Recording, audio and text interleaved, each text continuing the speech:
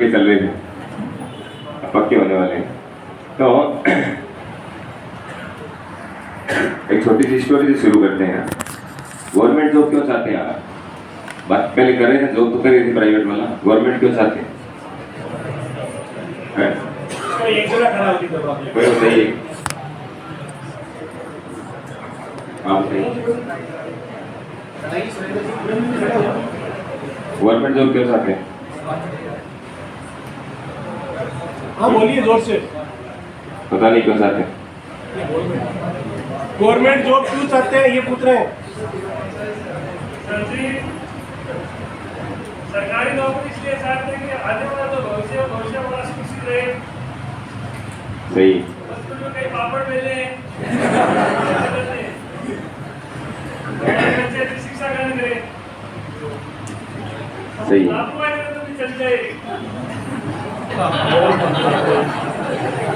तो हम सभी जो है, हम सभी समस्याओं को सुलझाने का प्रयास कर रहे हैं, है कि नहीं? कर रहे हैं ना? हर व्यक्ति जो है प्रयास किस लिए कर रहा है? सर्वाइव क्यों कर रहा है? समस्याओं को सुलझाने के लिए। इस समस्याओं पर हम कैसे समस्याओं को ओवरकम करें, कैसे समस्याओं पर हम काबू पाएं, यही तो लक्ष्य है हमारा। कि गवर्नमेंट जॉब पा लेंगे तो और ज़्यादा अच्छे से काबू पा लेंगे समस्याओं, यही तो है। तो आपको पता है समस्याएं क्या है? अच्छा एक बात बताइए, पूरे विश्व में, पूरी दुनिया में अगर हम सारे लोगों को, जितने पशु पक्षी मनुष्य जो भी हैं, उनको दो कैटेगरी में डिवाइड करें तो कौन कौन सी कैटेगरी होगी? बताइए बताओ, खड़े होकर बताओ। बताइए, कोई एक व्यक्ति खड़े होइए। सबको दो कैटेगरी, मनुष्य से लेकर के पशु पक्षी कीट पतंगे सब हैं, है ना? 84,000 84 लाख प्रकार की जीव है ना, उनको दो कैटेगरी में डिवाइड करना है। तो कौन कौन सी कैटेगरी में करेंगे? ज्ञान और ज्ञान के आधार नहीं, वो तो आधार तो हो गया। कौन कौन से है, किस में क्या आएंगे?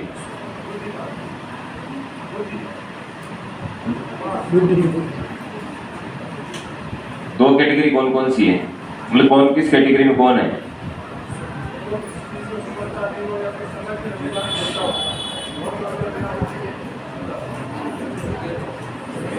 एक में मनुष्य आ गया, बाकी एक में सब आ गए, ऐसे तो करेंगे ना कि मनुष्य एक कैटेगरी में है और दूसरी कैटेगरी में बाकी सारे है ना? दोनों में समानता क्या है? मनुष्य में और पशुओं में क्या समानता है? बताइए, पता आपको? ठीक से ना आपको सब? मनुष्य और पशु में क्या समानता है? आप बताइए क्या समानता है?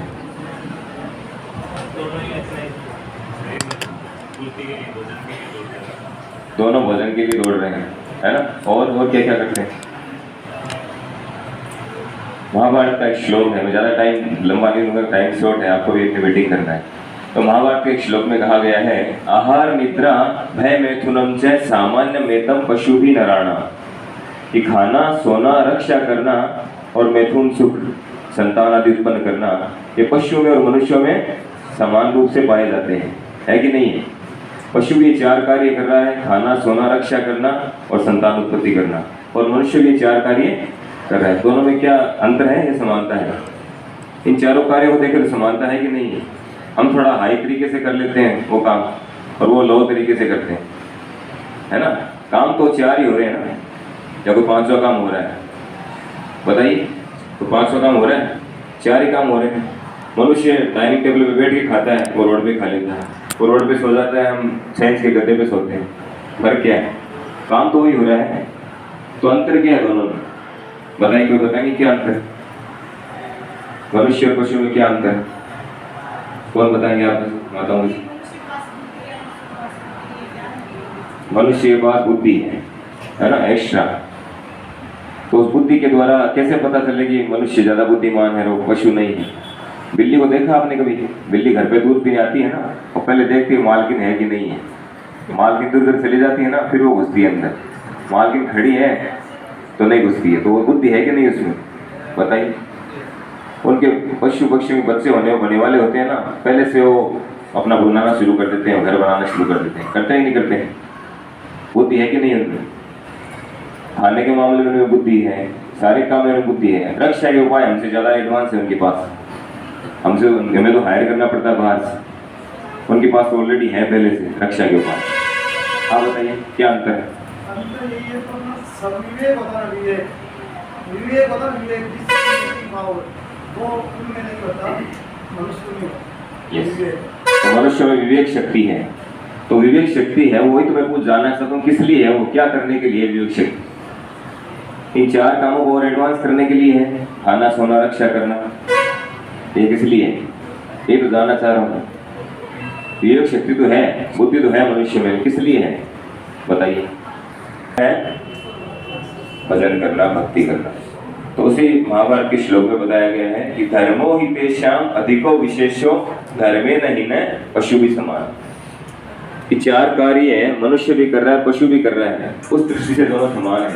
तो मनुष्य एक एडवांस इसलिए है, वो एक एक्स्ट्रा काम कर सकता है, वो क्या है? धर्म के नियमों का पालन करना। जैसे हम भारतवर्ष में रह रहे हैं, है ना?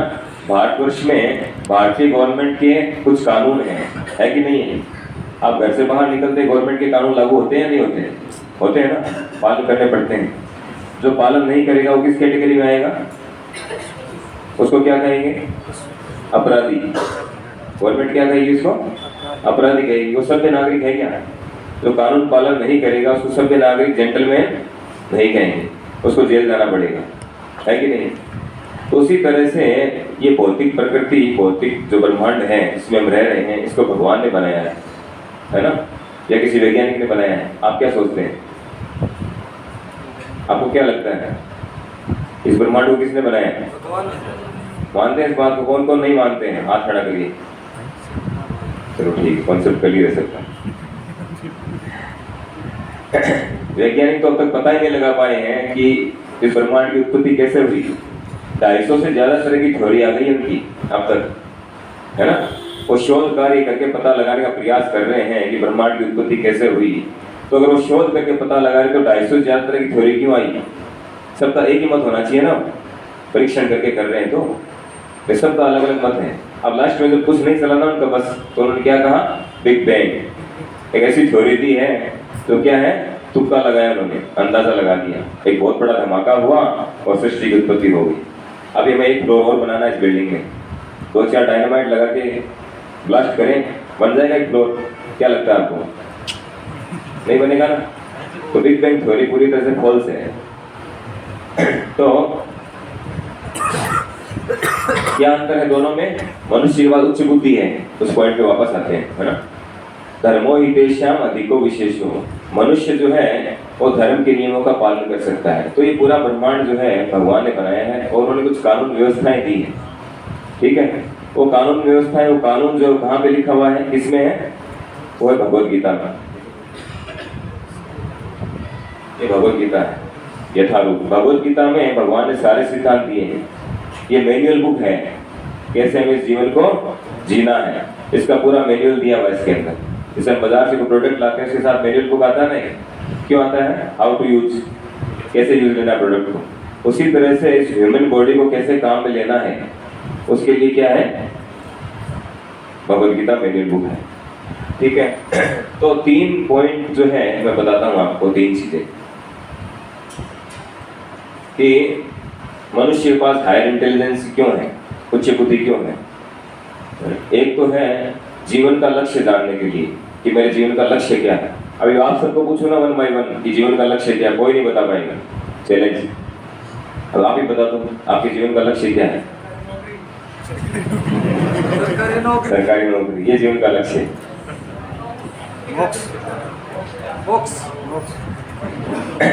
तो जीवन का लक्ष्य जानने के लिए, ठीक है? उच्च बुद्धि क्यों है? पहला, जीवन का लक्ष्य जानने के लिए। दूसरा, शाश्वत सुख प्राप्त करने के लिए, परमानेंट हम सुख चाहते हैं ना। सरकारी नौकरी क्यों चाहते हैं? परमानेंट हो जाए, सेटल हो जाए, पैसा मिलेगा, उससे सुख सुविधाएं आएगी। एक नौकरी क्यों कर रहे हैं? इतना स्ट्रगल करके टीचर बन रहे हैं, नौकरी कर रहे हैं, क्यों कर रहे हैं? पैसा आएगा, सुविधाएं आएगी, इससे सुख मिलेगा। अल्टीमेटली क्या है? सुख प्राप्त करना, है ना? अल्टीमेट गोल यही तो हुआ। तो शाश्वत सुख प्राप्त करना, इससे जो सुख मिल रहा है वो टेम्परेरी मिल रहा है। जैसे पगार मिली 1 हफ्ते में खत्म, फिर टेंशन शुरू, फिर 30 तारीख आएगी, कब 30 तारीख आएगी, कब पगार मिलेगी, तनख्वाह मिलेगी, फिर एक हफ्ता हुआ फिर खत्म, फिर टेंशन शुरू। तो टेम्पररी सुख है, परमानेंट सुख नहीं है। या इनसे दो चीजें भी खरीद के हम ला रहे हैं, उससे क्या मिल रहा है? टेम्पररी सुख मिल रहा है। तो शाश्वत सुख प्राप्त करने के लिए तो हमारे पास उच्च बुद्धि क्यों है? शाश्वत सुख कैसे प्राप्त करें उसकी खोज करें। और तीसरा है समस्याओं का समाधान करने के लिए, समस्याओं का समाधान वही तो कर रहे हैं। तो समस्याएं क्या है बताइए? पता आपको समस्याएं क्या है? दो तरह की समस्याएं हैं, एक रिलेटिव प्रॉब्लम, एक रियल प्रॉब्लम। एक रिलेटिव प्रॉब्लम और एक रिलेटिव प्रॉब्लम क्या है तो बताएंगे आप वैसे? रिलेटिव प्रॉब्लम जैसे बताइए, हिंट देता हूँ आपको। एक व्यक्ति के साथ है, एक व्यक्ति के साथ नहीं है। पारिवारिक समस्या है, धन की समस्या है, गाड़ी मेरे पास छोटी है 800 है, उसके पास बड़ी वाली गाड़ी है, मेरे पास नोकिया वाला छोटा मोबाइल है, उसके बाद बड़ा वाला एप्पल मोबाइल है। कई तरह की समस्या हो सकती है। ये सब रिलेटिव प्रॉब्लम है, जो आज है कल नहीं होगी, बदलती रहती है।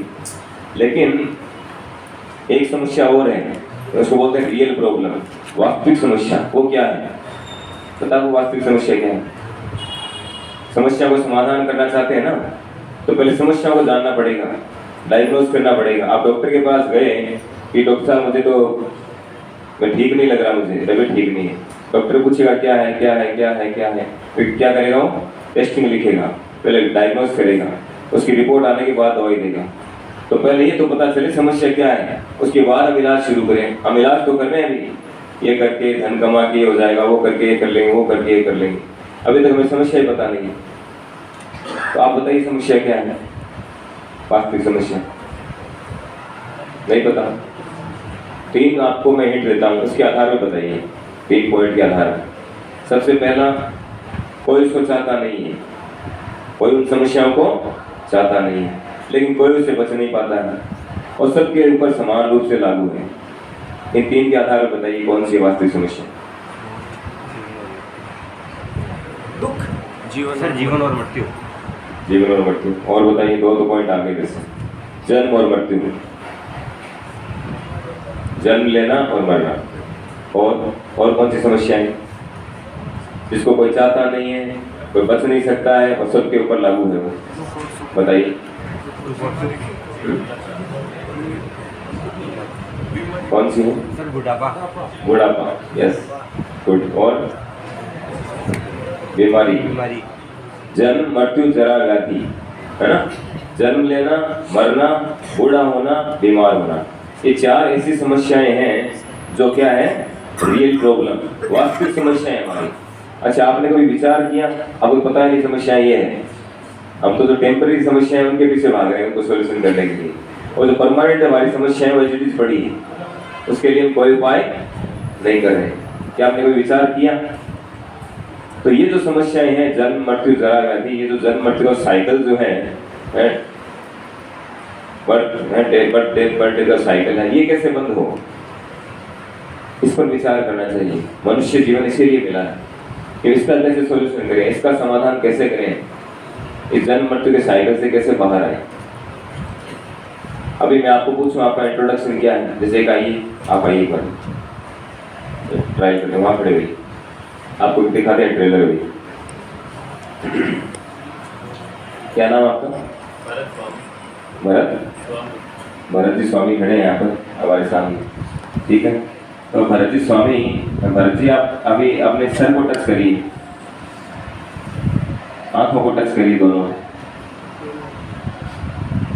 अपने कानों को टच करिए, दोनों इधर इनको देखिए आप, दोनों कानों को टच करिए, दोनों गालों को टच करिए, दोनों कंधों को टच करिए, दोनों हाथों को टच करिए, दोनों पैरों को, घुटनों को, पेट को, छाती को, पूरे शरीर को टच करिए, पूरे शरीर को टच करिए।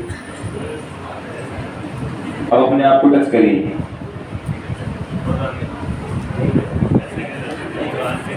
समझ आया आपको कुछ? अपने आप को टच करिए। आप बोलते हैं मैं, तो आपकी उंगली कहाँ जाती है? उधर क्यों नहीं जाती, इधर क्यों आती है? पता? ये राज की बात है। यस, तो एक और तो अभी इन्होंने कहा मेरा नाम क्या है, आपका नाम भरत स्वामी। तो आप भरत स्वामी को देख रहे हैं या भरत स्वामी की बॉडी को देख रहे हैं? ईमानदार से बताना, आपको भरत स्वामी कहीं दिख रहा है क्या?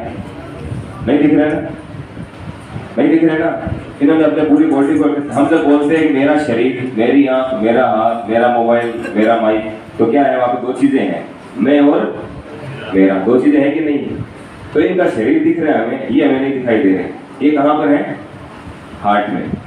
भगवत गीता में बताया गया है कि हम जो है, भगवत गीता की सबसे पहली शिक्षा क्या है कि तुम ये शरीर नहीं हो, तुम आत्मा हो। क्या हो? तुम आत्मा हो, तुम शरीर नहीं हो। और आत्मा कहाँ रहता है? आत्मा रहता है हार्ट में, हृदय में। इसलिए जब हम बोलते हैं ना मैं, हमारी उंगली सीधी यहाँ आती है, यहाँ नहीं आती है, या यहाँ नहीं आती, आती है कभी हुआ? आज तक कभी नहीं हुआ। यहाँ आती सीधी हम, फिर भी हम नहीं समझ पा रहे हैं, कितनी बड़ी विडंबना है। तो हम आत्मा है ना, हम शरीर नहीं है। हमारे पास टाइम शॉर्ट, इसलिए थोड़ा जल्दी जल्दी कर रहा हूँ। तो भगवान बताते हैं गीता के दूसरे अध्याय में कि आत्मा जो है वो कभी मरता नहीं है। न जायते म्रियते वा कदाचिन नाय भूत्वा भविता वा न भूयो। तो आत्मा का कभी न तो जन्म होता है न मृत्यु होता है, और न आत्मा कभी बूढ़ा होता है न बीमार होता है। लेकिन ये जो शरीर है हमारा, ये किससे बना है? 5 तत्वों से बना है। अर्थ, जल, अग्नि, वायु, आकाश, 5 ग्रोस एलिमेंट से बना हुआ है ये शरीर। ये जो है जन्म लेता है और ये मरता है, और ये बूढ़ा होता है, बीमार होता है। लेकिन आत्मा को इन सब कष्टों का अनुभव होता है इस शरीर में होने के कारण, इस शरीर से अटैचमेंट होने के कारण। तो एक तरह से आत्मा जो है फंस चुका है जेल के अंदर आकर के, शरीर रूपी जेल में फंस चुका है, या कहीं भौतिक जगत रूपी जेल में फंस चुका है। तो मनुष्य जीवन जो है, मनुष्य की तुलना की गई मनुष्य शरीर की सुपर प्लेटफॉर्म से। किससे? Super platform. सुपर प्लेटफॉर्म का क्या मतलब है, समझते हैं आप लोग? तो बताएंगे आप में से किसको कहते हैं? भारत में, हमारे भारत देश में 4 सुपर प्लेटफॉर्म है। क्यों है बताइए? नहीं पता? सुपर प्लेटफॉर्म वो है जहाँ से कहीं की भी ट्रेन मिल जाएगी आपको, समझ रहे हैं? जैसे आपको भारतवर्ष में कहीं भी जाना है, आप मुंबई जाएं, दिल्ली जाएंगे, वहाँ से कहीं की भी ट्रेन मिल जाएगी। लेकिन अभी सोचें लाडनू जाके कहीं की भी ट्रेन पकड़ लूँ, मिलेगी? नहीं मिलेगी। कुछ जगह की मिलेगी, कुछ जगह की नहीं मिलेगी। या आप सोचें रतनगढ़ जाके पकड़ लूँ, वहाँ जाके भी नहीं मिलेगी, सब जगह की नहीं मिलेगी। एक सुपर प्लेटफॉर्म, या वहाँ से कहीं की भी ट्रेन मिल जाएगी पूरे भारत में जाने के लिए, हो सकता है विदेश की मिल जाए। तो उसी तरह से बाकी मनुष्य से जो और नीचे की योनियां हैं, पशु पक्षी, पेड़ पौधे, कीट पतंगे, उनमें ये फैसिलिटी नहीं है। वो लोग ये डिसीजन नहीं ले सकते हैं कि हम वास्तविक समस्याएं जो है जन्म, मृत्यु, जरा व्याधि का सॉल्यूशन कैसे करें। उनके दिमाग में विचार नहीं आता है, उनमें विवेक शक्ति नहीं है। आप लोगों ने बताया है ना, वो जीवन के लक्ष्य को नहीं जान सकते। तो मनुष्य के पास ये विशेष जो है शक्ति है, ये विशेष जो है विवेक शक्ति है कि वो इसका सॉल्यूशन कर सकता है, क्योंकि मनुष्य जीवन को बोला गया है सुपर प्लेटफॉर्म। इस शरीर के द्वारा हम इस भौतिक जगत के जन्म मृत्यु के चक्कर से निकल करके आध्यात्मिक जगत में जा सकते हैं, यानी समस्याओं का परमानेंट समाधान। तो हमें प्रयास करना चाहिए उसके लिए। इसके लिए करना चाहिए, यही बने रहना है, ये ठीक है, जन्म मृत्यु का चक्कर चलता रहे, इसमें मजा आ रहा है। परमानेंट समाधान चाहिए नहीं चाहिए? इसमें मजा आ रहा है। बूढ़ा होने में मजा आता है, बीमार होने में मजा आता है? नहीं आता। तो परमानेंट समाधान कैसे मिलेगा, उसका क्या प्रोसेस है? तो उसका प्रोसेस है भगवत गीता में, है ना। भगवत गीता में पूरा प्रोसेस दिया हुआ है। आपको कुछ अलग नहीं करना है। ऐसा नहीं आपको सरकारी नौकरी नहीं करना, सरकारी नौकरी छोड़ना है, बाबा जी बनना है, छोड़ो घर बार, चलो हरिद्वार, ये नारा अपनाना है, ऐसा कुछ नहीं है। आप घर में रह करके, अपनी सरकारी नौकरी करके, अपनी प्राइवेट नौकरी करके, घर गृहस्थी को मेंटेन करके, सारे काम करते हुए भी इन परमानेंट समस्याओं का जो रियल प्रॉब्लम है उनका परमानेंट सॉल्यूशन कर सकते हैं। ये तरीका भगवत गीता में दिया हुआ है। जो भी हमारी जो रियल प्रॉब्लम है ना, इनकी इन समस्याओं का निराकरण कर सकते हैं, वैसे का वैसे करते हुए जैसा आप कर रहे हैं। बस करना क्या है, थोड़ी सी चीजें आपको ऐड करना है। क्या करना है? एक तो भगवत गीता का नियमित रूप से अध्ययन करना, ठीक है। और हमारी जो क्लासेज होती है ऑनलाइन ऑफलाइन, हम यहाँ जल्दी शुरू करने वाले हैं, ऑफलाइन क्लासेज शुरू करने वाले हैं, गीता क्लासेज, और ऑनलाइन हमारी जूम मीटिंग पे होती है, वो आप अटेंड कर सकते हैं ताकि और क्लियरिटी आएगी आपकी, ठीक है। और साथ ही साथ आपको क्या करना है, हरे कृष्ण महामंत्र जो है इसका जप करना है। ये हरे कृष्ण महामंत्र जो है ये आध्यात्मिक ध्वनि है, दिव्य ध्वनि है। इससे हमारी चेतना जो है वो शुद्ध होती है और हमारा मन जो है कंट्रोल होता है। गीता में भगवान बताते हैं कि जब तक जिस व्यक्ति का मन उसके कंट्रोल में नहीं है वो कभी सफलता को प्राप्त नहीं हो सकता। उसका मन उसका शत्रु बना रहेगा, और अगर उसका मन उसके कंट्रोल में है तो उसका मित्र बना रहेगा। तो अगर मन को हम शत्रु की जगह मित्र बनाना चाहते हैं तो क्या करना होगा, कि हरे कृष्ण महामंत्र का जप करना है। हरे कृष्ण कृष्ण कृष्ण हरे हरे, हरे राम राम राम हरे। इसका जप करो, उसको गुनगुनाओ, उसका कीर्तन करो, एकदम सरल है। और साथ ही साथ भगवत गीता की शिक्षाओं को जीवन में उतारो। ये दो काम अगर आपने कर लिए, लाइफ विल बी सक्सेस। निश्चित रूप से आप सारी समस्याओं को हल कर लेंगे, ठीक है। फिर दोबारा जन्म नहीं होगा, यानी इस भौतिक जगत में दोबारा से शरीर नहीं लेना पड़ेगा। हरे कृष्णा। समझ आया आप लोगों की? तो प्रश्न है आपका किसी का? Any question? नहीं? पूरा समझ आ गया इसका मतलब? क्या कुछ नहीं आया? ठीक है, थैंक यू।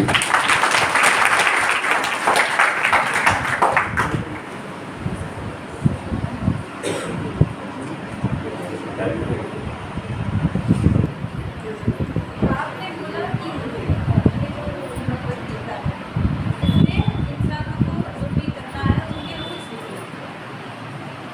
भगवान ने इंसानों को बनाया ही क्यों?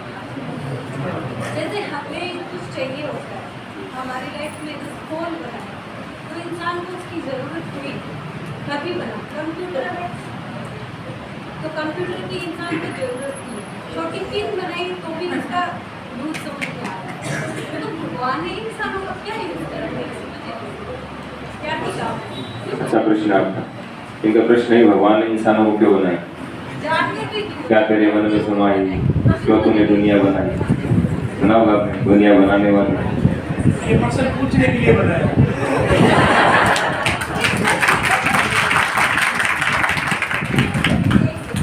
तो फिर जैसे बुक में लिखा है कि इंसान बना दिए, इनको ये करना चाहिए, तो वो भी लिखते थे कि मैंने इसलिए इंसान को बनाया।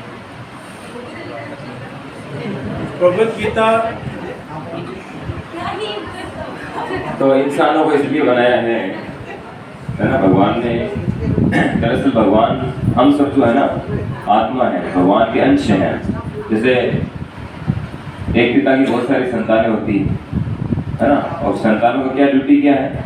पिता की सेवा करना है कि नहीं? यही तो होता है उनके आदेशों का पालन करना, उनकी सेवा करना।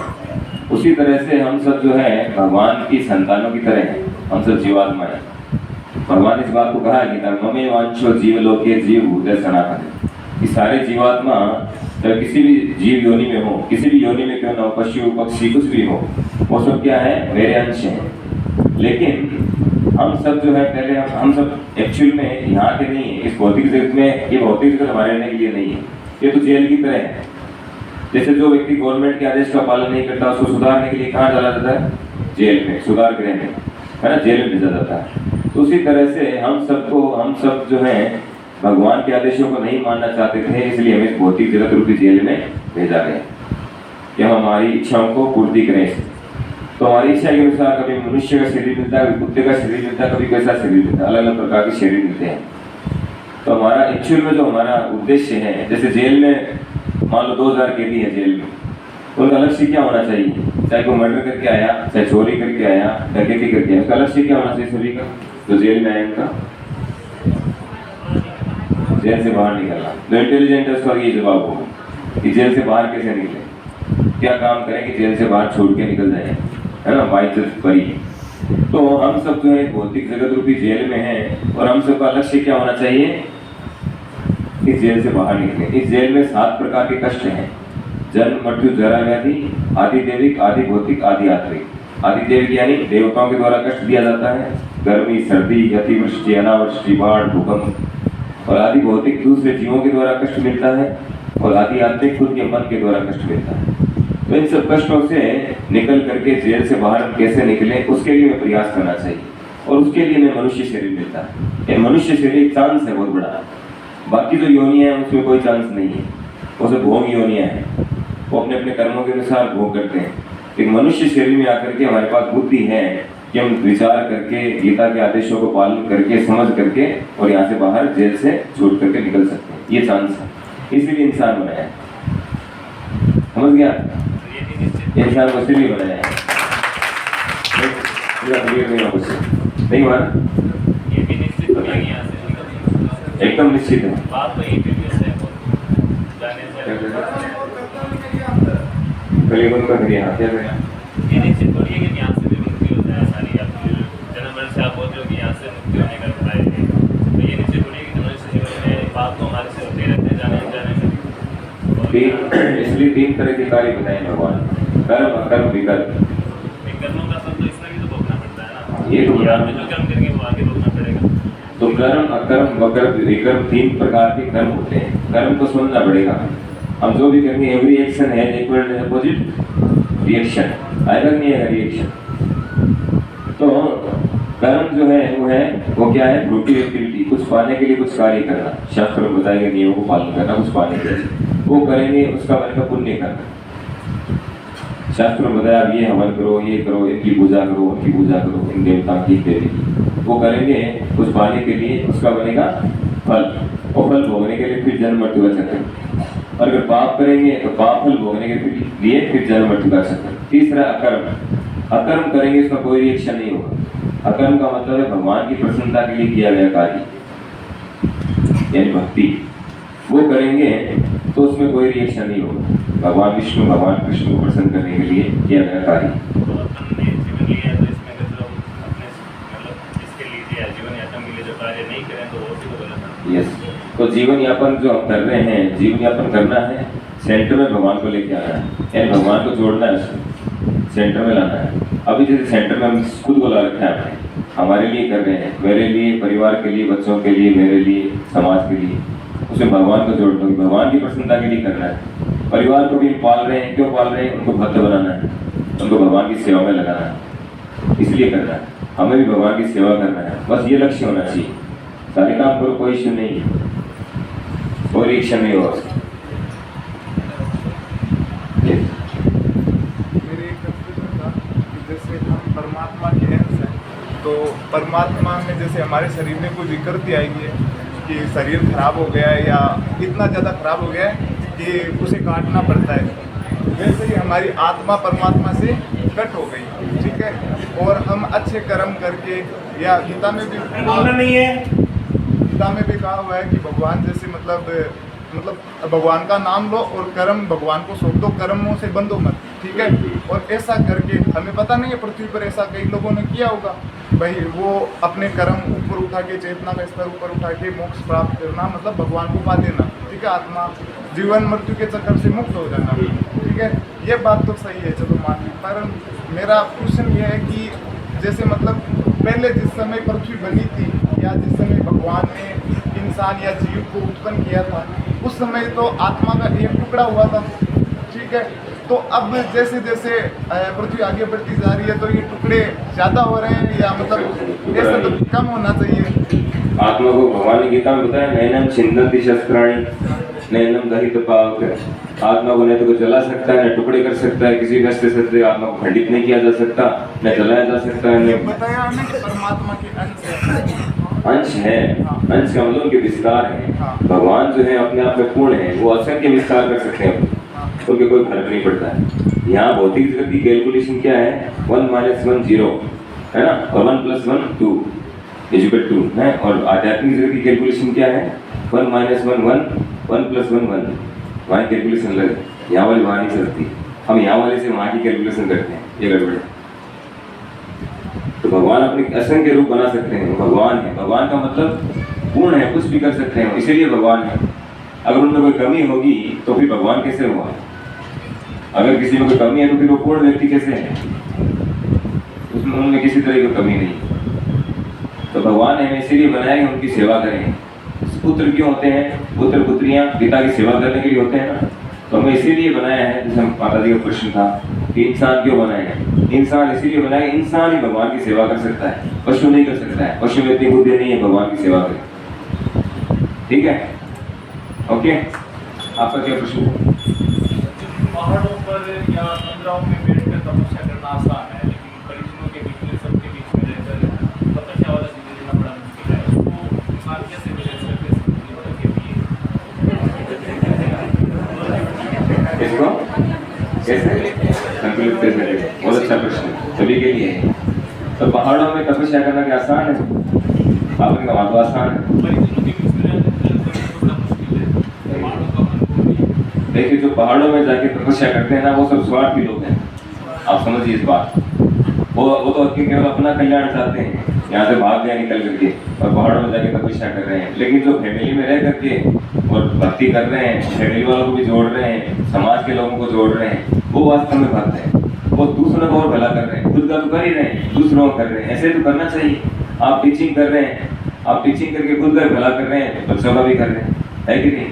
तो इसी तरह से हमें खुद का भी भला करना है और दूसरों का भी भला करना है। चैतन्य महाप्रभु भगवान श्री कृष्ण 538 साल पहले प्रकट हुए थे, चैतन्य महाप्रभु। तो उन्होंने उपदेश दिया था, क्या कहा कि भारत भूमि, एक ऑर्डर दिया उन्होंने, ऑर्डर, भारत भूमि पे मनुष्य जन्म है लिया, जन्म सार्थक करी कर पर उपकार। कि जिस व्यक्ति ने भारत भूमि में जन्म लिया है, उसकी ड्यूटी क्या है? पहले खुद का उद्धार करे।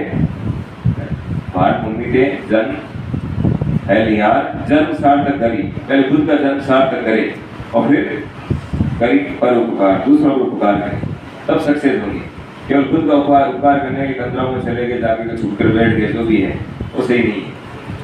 ऐसा नहीं करना है। हमें फैमिली के बीच में रह करके और भजन करना है। भक्ति सबसे सरल है। बाकी वो जो अष्टांग योग, ध्यान, वो सब इस युग के लिए है भी नहीं। वो सब दूसरे युगों के लिए था, सतयुग के लिए, द्वापर के लिए, त्रेता के लिए। कलयुग में ऐसा पॉसिबल है ही नहीं। कलयुग में आप ध्यान लगा ही नहीं सकते, कहीं भी चले जाओ, आपका मन कंट्रोल में होगा ही नहीं।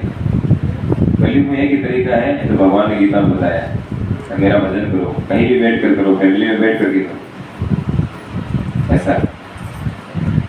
यस, पीछे क्या कर्म करते हुए क्या प्रश्न था?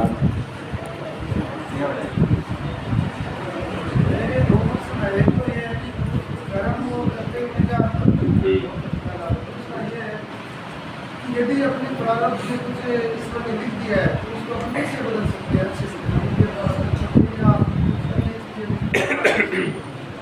यस, तो इनका दूसरा प्रश्न से शुरू करते हैं।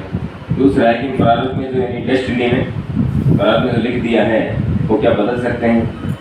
हम नहीं बदल सकते और नहीं कोई देवी देवता बदल सकते हैं। शास्त्र चेतन चेता में बताया गया है कि प्रारब्ध खंडाइते नहीं देवेर शक्ति, कोई भी प्रारब्ध को नहीं बदल सकता है। प्रारब्ध यानी इस जीवन में जो तय हो चुका है, 6 चीजें तय हो चुकी है इस जीवन में। क्या? जन्म और मृत्यु। जन्म के साथ एक्सपायरी डेट साथ में आई है सबकी, ठीक है। और कितना सम्मान मिलेगा, कितना अपमान मिलेगा, कितना सुख मिलेगा, कितना दुख मिलेगा, ये तय हो चुका है। इसके अलावा हम जो और कार्य करते हैं उसको बोलते हैं क्रियमान कर्म। वो एक नए कर्म क्रिएट कर रहे हैं, नए कर्म बना रहे हैं। तो कुछ इस जीवन में मिल जाएगा, कुछ का रिएक्शन, कुछ का रिएक्शन आगे वाले जीवन में हमें मिलेगा। तो हम बदल सकते हैं भक्ति के द्वारा, है ना। एक तरीका केवल वो है भक्ति के द्वारा। ब्रह्म संहिता में एक श्लोक आता है, ब्रह्म संहिता में बताया गया है, यस्त्रिंद्र गोप मध्वेंद्र अहोस्व कर्म बंधान रूप फल भाजन आत्मनोति कर्माणि निर्दहति किंतु च भक्ति भाजा गोविंदमादि पुरुषम तमो मजा। तो उसमें श्लोक में ब्रह्मा जी कहते हैं, स्वयं ब्रह्मा जी के द्वारा श्लोक कहा गया है। ब्रह्मा जी कहते हैं कि इस भौतिक जगत में सबसे छोटा जो कीड़ा है उसको बोलते हैं इंद्रगोप, एक कोशिकीय जीव। उससे लेकर के देवराज इंद्र तक जो देवताओं के राजा हैं, सब क्या कर रहे हैं? अपने अपने कर्मों का रिएक्शन भोग रहे हैं, अपने अपने कर्मों का फल भोग रहे हैं। एकमात्र एक ही उपाय है कर्मों के रिएक्शन को रिमूव करने का, वो क्या है?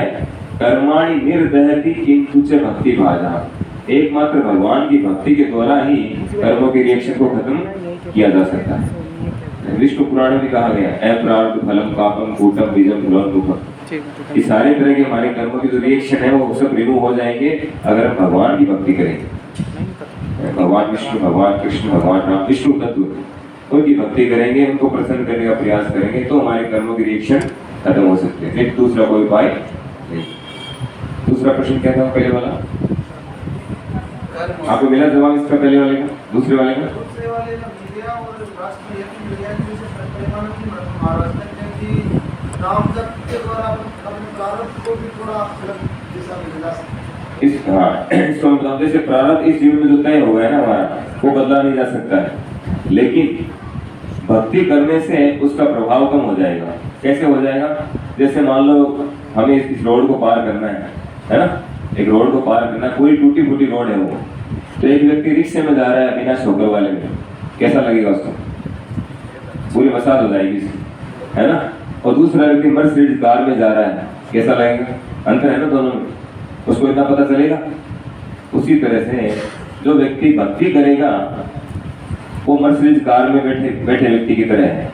उसके भी वो आएंगे ब्रेकर वो सब खड्डे वड्डे आएंगे, लेकिन उतना असर उसको नहीं होगा। ये है। ये था कि कर्म और कर्तव्य को जानता है और कर्म में तो अपनी इच्छा के तीसरे ज्ञान की बात है कि किसका अंदर वो सकाम कर्म उसके क्या अंतर है थोड़ा सा। यस, तो निष्काम कर्म और सकाम कर्म। सकाम कर्म यानी फ्रूटिव एक्टिविटी, यानी कुछ पाने के लिए कार्य करना। हम कुछ पाने के लिए कार्य करना चाहते हैं तो उसका कोई रिएक्शन आता है। निष्काम कर्म करते हैं उसका कोई रिएक्शन नहीं आता है। यानी भगवान ये तो बताया कर्मण्येवाधिकारस्ते मा फलेषु कदाचन, कि तुम कर्म करने का तुम्हें अधिकार है, तुम कर्म करो, अपना जो कर्तव्य है उसको करो, लेकिन उसके फल की इच्छा न करो। फल मुझे अर्पित कर दो, उसकी इच्छा मत करो, जो मिलना हो मिल जाएगा। तो निष्काम कर्म अगर करेंगे, निष्काम कर्म यानी भक्ति, और सकाम कर्म यानी कर्म कांड, दोनों का अलग अलग परिणाम है। सकाम कर्म बंधन का कारण है और निष्काम कर्म मुक्ति का कारण है। ये अंतर। परदारेषु परदर्वेषु लोष्ट्रवत् आत्मवत् सर्वभूतेषु ये पश्यति स पंडिता। तो चाणक्य पंडित ने बताया है कि जेंटलमैन कौन है या पंडित कौन है। पंडित वो नहीं जो केवल पंडित वाली ड्रेस पहन के तिलक लगा लेते हैं, वो पंडित की बात नहीं हो रही जो आप फिल्मों में दिखाते हैं आपको, उस पंडित की बात नहीं हो रही। पंडित का मतलब जेंटलमैन है ना, जेन्युइन पर्सन। किसको बोलते हैं? जिसमें तीन क्वालिटी होती है, या कहें कि एजुकेटेड व्यक्ति, जैसे आप सब एजुकेटेड हैं, तो जिसमें तीन क्वालिटी है उसको बोलते हैं एजुकेटेड। पहला क्या है? मातृवत परदारेषु, दूसरी सभी स्त्रियों को माता के समान जो समझता है। हम लोग इस्कॉन में स्त्रियों को सबको क्या संबोधित करते हैं? माता जी, चाहे कोई भी एज ग्रुप हो, और पुरुषों को प्रभु जी या प्रभु संबोधित करते हैं। तो वही सिखाते हैं, केवल बोलने के लिए नहीं है, ये अंडरस्टैंडिंग है सबकी। माता जी मतलब माता जी, उनका कॉन्सेप्ट वही होता है, वही नजरिया होता है। तो मातृवत परदारेषु या दूसरी सभी स्त्रियों को माता के समान समझना, और परदर्वेषु लोष्ट्रवत्, दूसरे के धन को कचरे की तरह समझना। दूसरे का धन इसका मतलब कचरा, हमारे लिए कचरा उठा के लाते हैं घर में? नहीं लाते। तो दूसरे के धन को कचरे की तरह समझते हैं। और आत्मवत् सर्वभूतेषु, दूसरे व्यक्ति को अपने ही समान समझना। जैसे मुझे तकलीफ होती है ना, मुझे पीड़ा होती है, मेरे को पिन लगाए पीड़ा होती है, मुझे तकलीफ दे तो मुझे पीड़ा होती है, दुख होता है, वैसे दूसरे को भी दुख होता है। तो अपने ही समान समझना, किसी के साथ गलत व्यवहार नहीं करना। ये तीन क्वालिटी जिसके अंदर है वो एजुकेटेड पर्सन, ये होनी चाहिए। तो आप तो सब एजुकेटेड हैं, अभी तीन क्वालिटी आप खुद जज करिए है कि नहीं। आपको भी आगे सिखाना, लोगों को, बच्चों को सिखाना है कि जैसा आप सीखेंगे वैसा सिखाएंगे, है कि नहीं? जैसे हम होते हैं वैसे हम आगे सिखाते हैं। हरे कृष्णा।